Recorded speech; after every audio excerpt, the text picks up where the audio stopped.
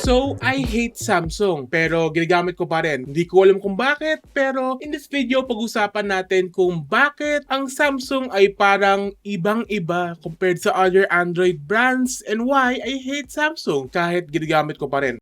So in this video, check natin yon. So without further ado, let's get started mga pips.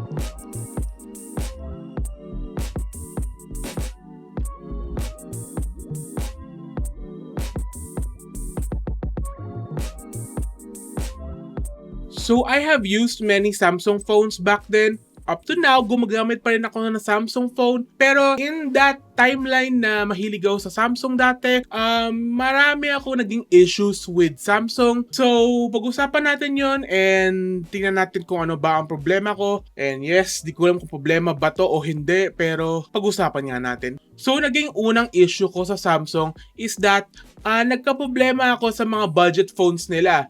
Like back then, gumamit ako ng J7 Prime, which is a sort of budget option nila, and nagka-problema ako doon and ang bagal niya.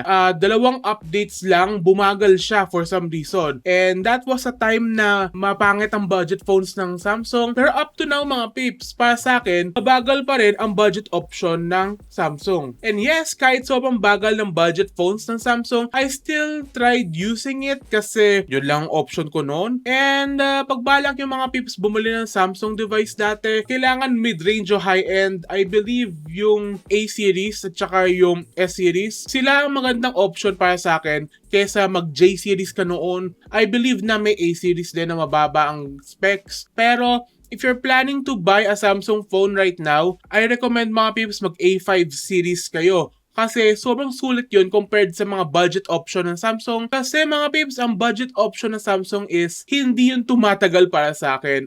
So, ang second reason ko naman mga peeps ay yung reliability ng Samsung devices. And yes, hindi na to yung mga budget A-series mga peeps. Ito pala mga peeps ay problema ko sa S-series at saka yung Z-series. Kasi karon din ako ng ganun dati and the only problem na nakuha ko doon, actually hindi pala only problem pero maraming problema ako nakuha doon.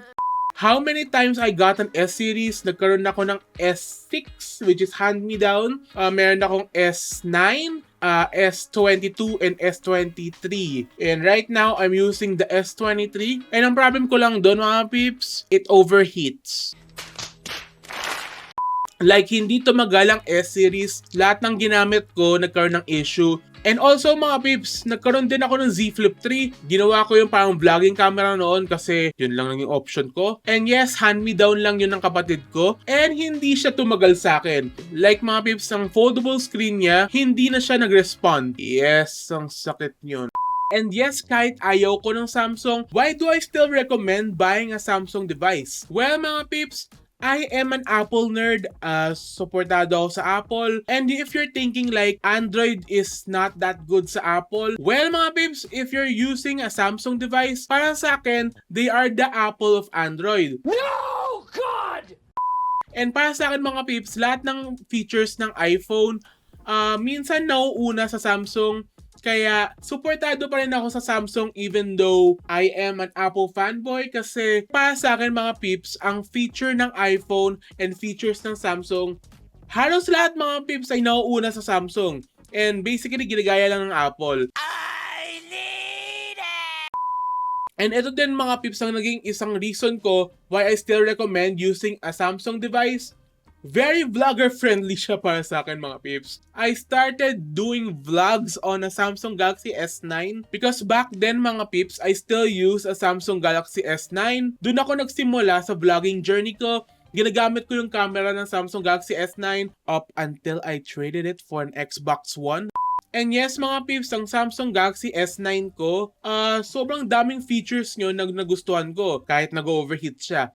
And also mga peeps, if you own a Samsung Galaxy S8, S9, or even the Note series, maganda pa rin mga peeps ang camera nila ngayon. And i-compare mo siya sa mga other phones na pwede pang start mag-vlog. Maganda ang camera ng Samsung, not gonna lie.